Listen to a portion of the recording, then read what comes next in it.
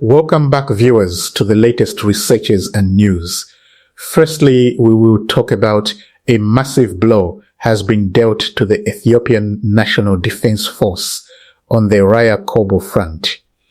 According to sources, 251 Ethiopian National Defense Force soldiers were captured by the Fano and Tigray Defense Force in yesterday's fighting near Kobo.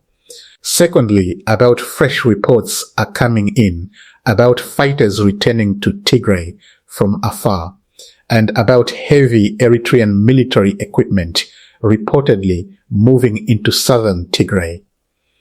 In this video, we're going to break down every angle of this story militarily, politically, and geographically, so stay with us till the end.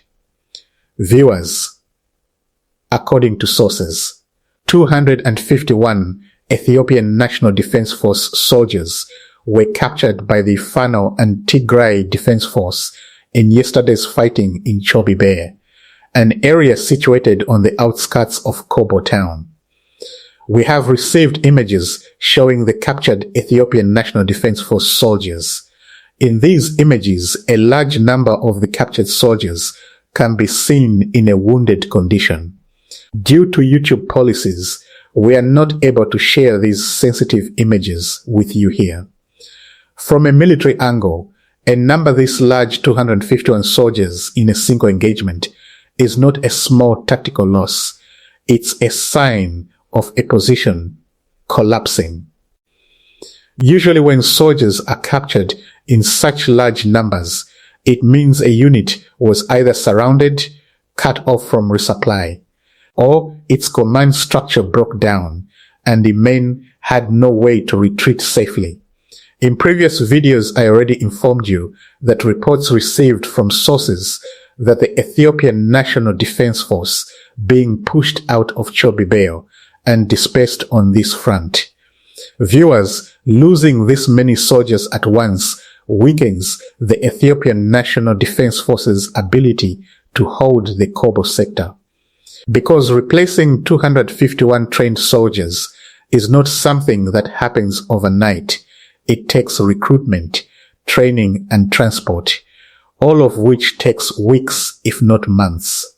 Images of large numbers of wounded, captured soldiers, even though we can't show them here due to platform policy, tend to affect morale on both sides.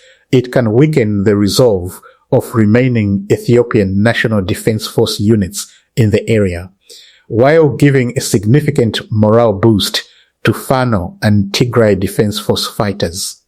According to reports, among the captured soldiers were 9 fighters who are ethnically from Tigray, but who were fighting on the opposite side, that is, on the Ethiopian National Defense Forces side, against the Tigray Defense Force and Fano.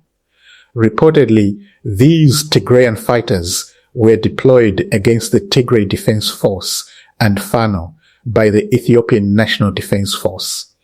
According to reports, the Ethiopian National Defense Force sent these troops to the Kobo front about a week ago under the deceptive claim that they were forming a new strategic peace force. The Afar region lies to the east of Amhara and Tigray, stretching along the lowland Rift Valley and bordering both Djibouti and Eritrea. Because it's far from the main front lines and hosts several government-controlled military camps, Afar has increasingly been used as a training and staging ground for forces the Ethiopian government later sends north.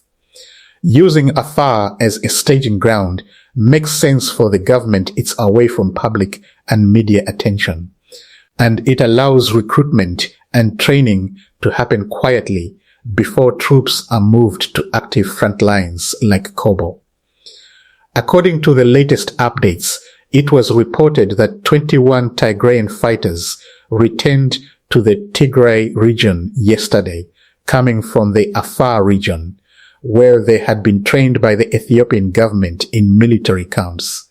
According to information, all of these soldiers who returned to Mekelle were carrying one AK-47 rifle each.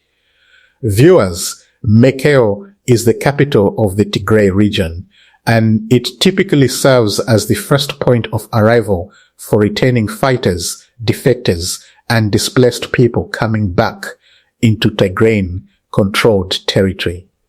Soldiers returning while still carrying their own government-issued rifles is generally read as a sign of desertion rather than an official transfer or exchange, meaning these fighters appear to have left their posts on their own rather than being released or reassigned by the Ethiopian National Defense Force.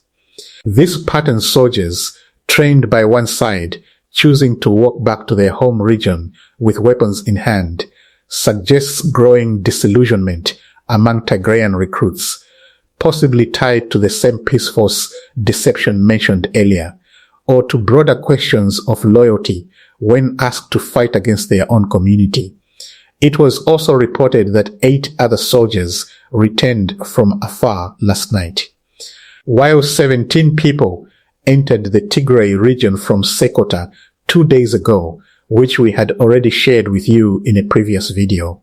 Sekota is a town in the Wag-Hemra zone of the Amhara region, sitting close to the border with Tigray, making it another natural route for people moving between the two regions. When you put all these numbers together, 21 from Afar, 8 more from Afar, and 17 from Sekota, all within a matter of days, it points to a broader and possibly accelerating trend rather than an isolated event. Multiple return routes being used at the same time suggests this isn't a single coordinated release, but rather individuals or small groups making their own way back. If this trend continues, it could gradually weaken the pool of Tigrayan recruits the Ethiopian government has been relying on for units like the one deployed near Kobo, which in turn could affect how the government approaches recruitment and deployment going forward. As we informed you in a previous video, heavy Eritrean military weapons have reportedly reached inside Tigray and are now being deployed toward southern Tigray. If Eritrean mechanized units are indeed operating inside Tigray, this would mark a major shift. It would mean Eritrea is moving beyond political statements or verbal backing and becoming directly and physically involved in preparations around a potential battlefield. This kind of move also carries real danger for Eritrea. Any Eritrean equipment positioned inside Tigray could become a target for Ethiopian drone or airstrikes if open conflict breaks out, exposing Eritrean assets in a conflict that on paper is not officially theirs. The Raya area, the same front we've been covering around Kobo, could become especially important if tensions escalate into full-blown conflict. For Ethiopia, pushing through southern Tigray could open up a route toward the northern border, closer to Eritrean territory. For Eritrea, on the other hand, stopping Ethiopian forces from reaching areas near its own border would be a key strategic priority, which is likely why, if these reports are accurate, Eritrea would want its equipment positioned defensively in this direction. This is why the reported movement of heavy weapons toward Raya matters beyond just one front. If confirmed, it could indicate that multiple parties, not just Ethiopia's federal government, Fano, and the Tigray Defense Force, but potentially Eritrea as well, are positioning themselves for the possibility that this area becomes one of the main fronts in any future, larger confrontation. To sum up today's update, 251 Ethiopian National Defense Force soldiers captured near Kobo, including 9 Tigrayan fighters who had been deployed against their own region under a disguised Peace Force label. A growing number of Tigrayan fighters returning home from Afar and Sekota, and reports of Eritrean heavy weapons moving towards southern Tigray, each of these developments connected to the same bigger picture of a region bracing for the possibility of wider conflict. As always, these details are still developing, and not all of them are independently verified, so we're bringing them to you as reported, with the context you need to understand what they could mean from every angle. Subscribe to our channel and hit the bell icon so you get every update from the ground as soon as it comes in.